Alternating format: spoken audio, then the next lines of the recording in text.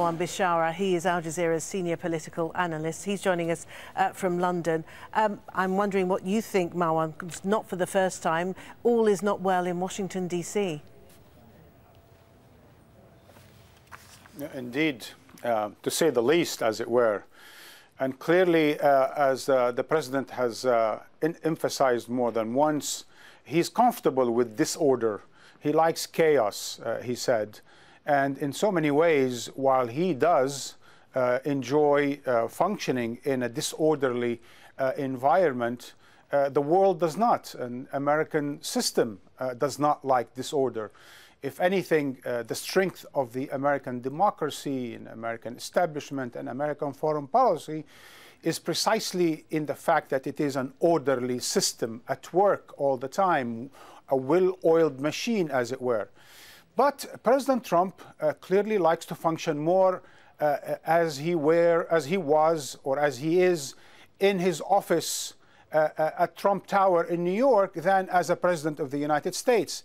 And in that sense, he prefers to have his family close to him and his closer associates and then his lawyers, and all of them should be at awe for his brilliance and great ideas and looks and so on and so forth. And there should be no disagreement.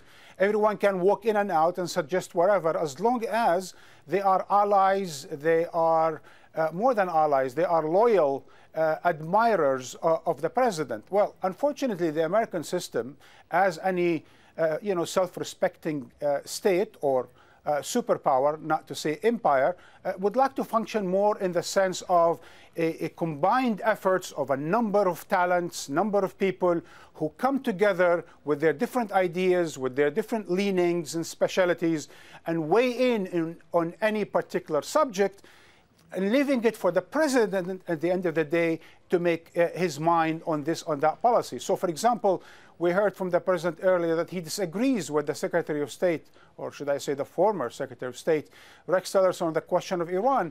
But that's precisely why he should be in the room, meaning instead of having everyone in the room from the National Security Council disagreeing on Iran, it's good to have different voices on whether the agreement, the nuclear agreement, is good or bad for the United States in order for the president to decide at the end of the day. Evaluate, if you will, the contribution made to international affairs by Rex Tillerson. Many people are pointing to the fact that he came across really as a steady pair of hands, somebody who was rational, coming from an administration that often appears to be the opposite. Well, yeah, I heard a good number of your guests in the earlier hour or two. And clearly, there is disagreement on the balance sheet, if you will, of Rex Tillerson, his expertise, his mindset, and his contribution to foreign policy. But that's also a good thing, because over the last year, the American pundits have also disagreed over Rex Tillerson. So there are some who consider him to be, a former CEO, hence he knows how to handle a big institution like the State Department. But that also makes him not so good at having a boss like Donald Trump, bossing him around, telling him what to do, and so on and so forth. So being a CEO of Exxon, a conglomerate, a global firm, as it were, gave him the knowledge of the world, and certainly the hotspots of the world, like the Middle East and other such places, and Russia and so on. But as I said, it also put him at ease with the president. That's why he called the president, an effing moron. It's because he actually thinks he knows more than the president, and he can run such a big establishment better than the president. But in more specific terms, look at 4 or 5 important issues, right?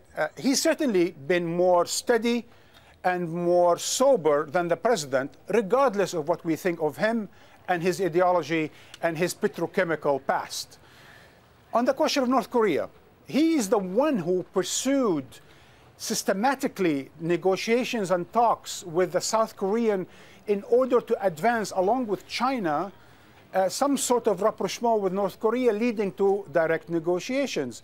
It was at that time that the president told him not to waste his time because America will have to resort to, power or whatever to dealing with the North Koreans. Well, now the president clearly wants to meet with the North Korean leader and accepts diplomacy as such. The question of Iran, again, the Secretary of State was sober, while I think the American president is certainly reckless when it comes to nuclear proliferation and so on and so forth. The same goes with Russia, certainly Qatar, the Gulf crisis, and so on and so forth. That's what I want to ask you about next, Marwan, because Rex Tillerson, for all of his stability, his sobriety, still failed to get any movement in the Gulf crisis. Do you think that an injection of new blood, a new face at the table, might shake things up a bit?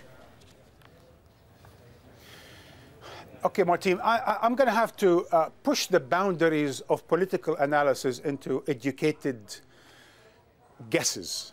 All right. And I'm going to go on a limb now and just share with you my thoughts, and while in the midst of this chaos. My sense is it's Jared Kushner who pushed Rex Tillerson out. Of course, we know from previous weeks and months that the two men did not get along, and that the Secretary of State thought Jared Kushner was a backstabbing little shrimp at the White House, who simply because of his wife and because he's the son-in-law of the president was able to influence the president, had the president's ear, and hence he basically continuously backstabbed the Secretary of State and others in the administration.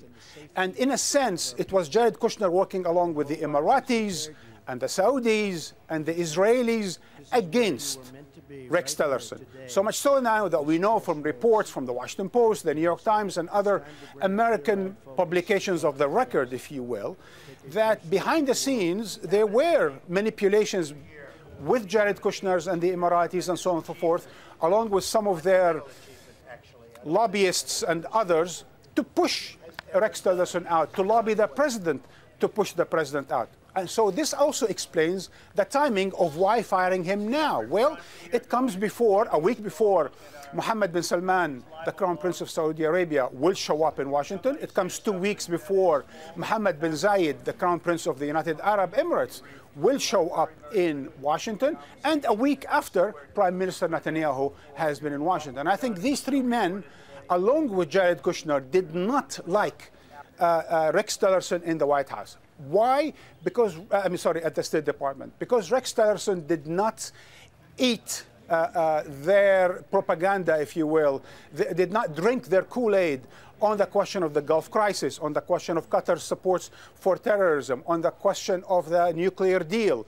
He simply did not accept much of this. Now, and this is my last point on this, again, pushing the boundaries of political analysis to guessing. I think Jared Kushner and the president were not comfortable with the fact that Rex Tillerson and Secretary of Defense Mattis were very close, that they coordinated everything before they went to the president.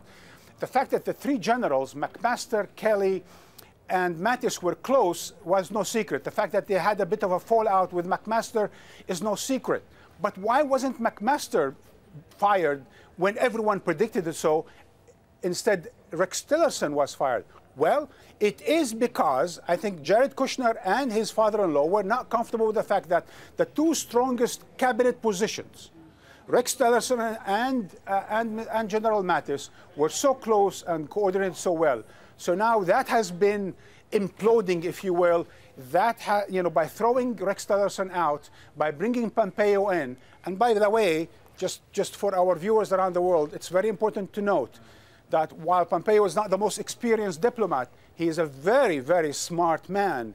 He was a very smart businessman. He did join West Point. He did go to Harvard University. He was the editor of the Harvard Law Review, like former President Obama. He was a congressman for a long time. So you're stealing my thunder. He's a serious man. You are stealing my thunder, not for the first time, Marwan, but thank you very much. As always, pushing the boundaries. Thank you, Marwan.